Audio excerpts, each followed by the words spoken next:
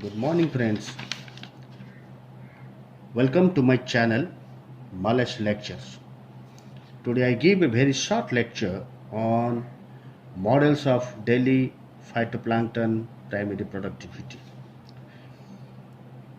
The photosynthesis is the primary source of energy that supports all aquatic life in the oceans, lakes, and reservoirs.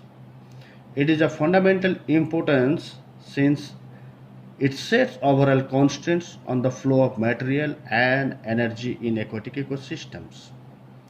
Phytoplankton, through the process of photosynthesis, fix atmospheric carbon and become the base of the aquatic food web. The rates of photosynthesis are dependent on the intensity and spectral quality of light, which in the aquatic environment are in turn related to the optical characteristics of the water and depth and the rate at which the phytoplankton circulate through the water column. The primary productivity, as you know, it is the conversion of sun's energy into organic material through photosynthesis. On land, it is driven by temperature and availability of water and nutrients modified by land use.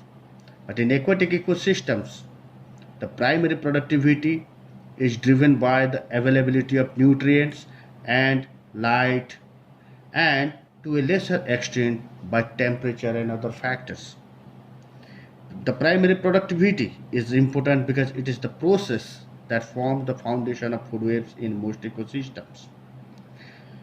The entry provides a brief overview of the factors influencing the underwater light climate and photosynthetic primary production, as well as some of the most common methodology that have been widely employed to quantify the rates of aquatic photosynthesis. Dear friends, today I will give a lecture or I will inform you about the models that has been widely used for measuring the daily phytoplankton productivity, primary productivity. And my reference is the publications by the J. Barenfeld and Falkowski, and that article was published in Limnology and Oceanography during 1997.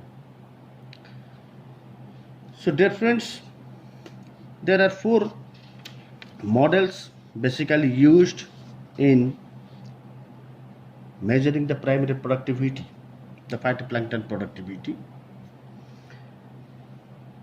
Now you see in that screen, you can see there are four productivity models are there. One is that wavelength resolved models.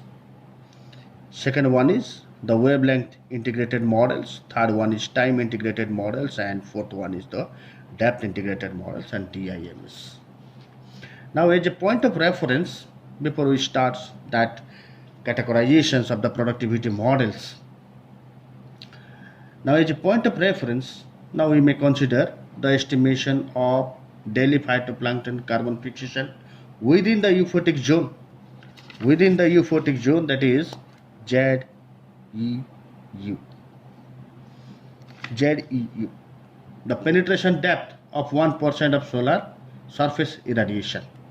That is the penetration depth of 1% surface irradiation per unit of ocean surface.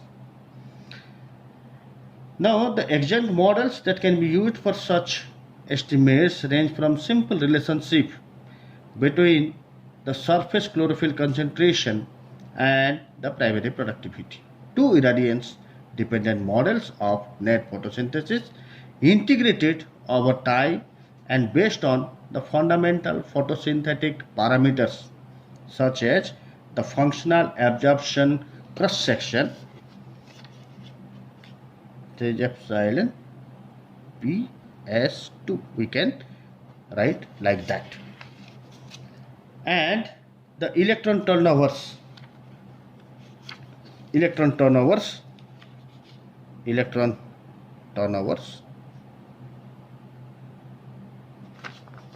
that is tau for photosystem 2.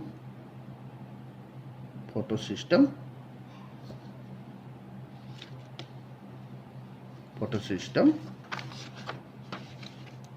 2. Now, if we see these 4 categorizations of productivity models, these categories are both empirical, semi-analytical and analytical. However, the exact distinction between these categories is ambiguous because there are no truly analytical models based entirely on first principle. That is, all adjunct models are dependent at some level upon empirical parameterization. Now, in these publications, the author proposed that a more rational categorization schemes that can be devised based upon the implicit levels of integration. Now, the most fully expanded productivity models calculate the net photosynthetic rates at discrete depth that can be designated as Zi, the discrete depth within the illuminated region of a water body as a function of the wavelength specific absorption of photosynthetically available radiation, that is PAR. Photosynthetically active radiation, that is within the range of 400 to 700 nanometer. Now, these wavelengths regional models, that is WRM, as I have shown earlier, that WRMS, convert absorbed radiation, that is photosynthetically utilizable radiations, PUR. Now, according to Morel 1978, these wavelength regional models convert absorbed radiation, that is photosynthetically utilizable radiations or PUR, into net photosynthesis using a suite of empirical quantum efficiency models based on some photosynthesis irradiance variables. Like, what are those? The PB max, alpha B, beta, EK, and this phi. So these are some photosynthesis irradiation variables or the variables characterizing the photosystems, as I have already shown. For example, the epsilon, PS2 and the tau. Now, this photosystem 2 and this tau are used by the Saxon et al. 1989.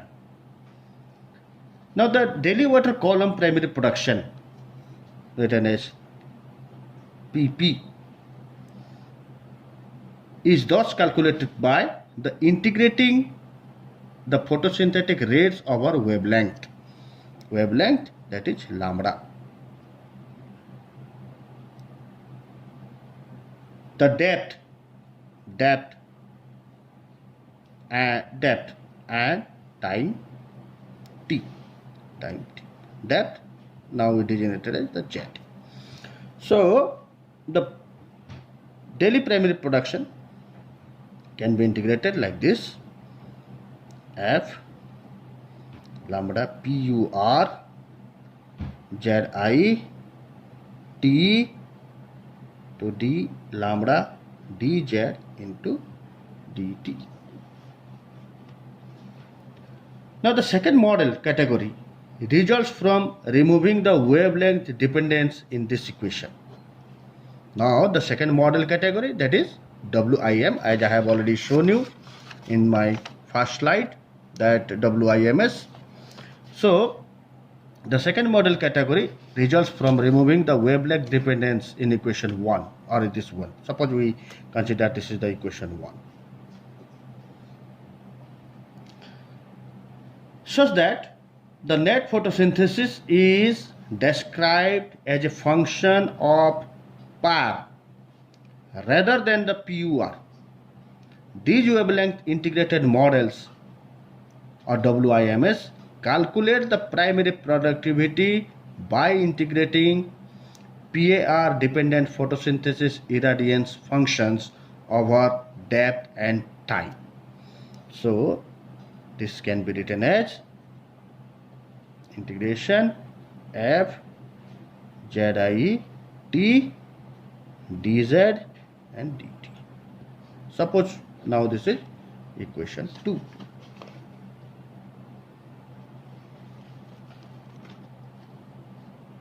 So dear friends, this WIMS and WRMS are the only productivity model based on estimates of net photosynthesis, that is photosynthesis irradiance measurements.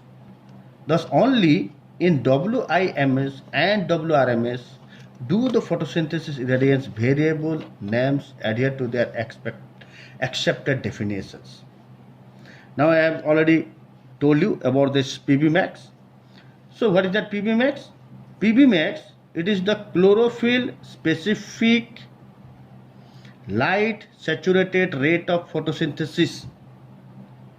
Again I repeat, it is the chlorophyll specific light saturated rate of photosynthesis as controlled by the cellular concentration and activity of enzymes involved in the dark reactions of carbon fixations. And this one, that is alpha B, it is the initial light limited slopes for chlorophyll specific carbon fixation. Again I repeat, it is the initial light limited slope for chlorophyll specific carbon fixation and is related to the concentration of that photosystem 2 reaction centers. And this, so now coming to that third model category, it results from removing the time dependent resolution in solar irradiance. These time integrated models TIMS retain vertical resolution but replace calculations of net photosynthesis with direct estimates of net primary production. Now in this third category, now it can be written as it is F ZI to DZ. Suppose this is equation 3. Now as per this observation by the authors, now the data used to parameterize the TIMS, that is time integrated models, come from measurements that taken over extended periods, means that is typically 6 to 24 hours under conditions of variable solar irradiance, and thus have intrinsically integrated a range of photosynthetic rates into a single productive value. Now consequently, the TIM variables are not equivalent to photosynthesis irradiance variables. Take for example, the maximum primary production rate within a water column is not equivalent to the product of that PB max and the photoperiod. Rather, it reflects the optimum condition where the opposing effects of light limitation and photoinhibition are balanced to allow the maximum duration of photosynthesis at PB max. So this development of TIMs naturally followed the early observation that depth profiles of primary production typically exhibited predictable shapes similar to photosynthesis irradiance functions. Both there is light limitations and photoilluminations as per the Reither 1956. If you go through that publications of Reither, so now they have observed that this development of TIMs naturally followed the early observations, and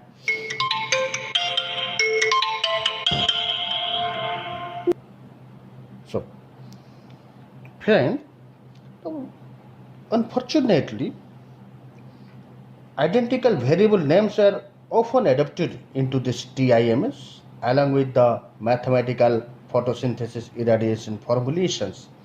Despite the differences, those who have already I have taught, and these differences you can find in the publications of Rodhe at 1958 and subsequently by Wright in 1959.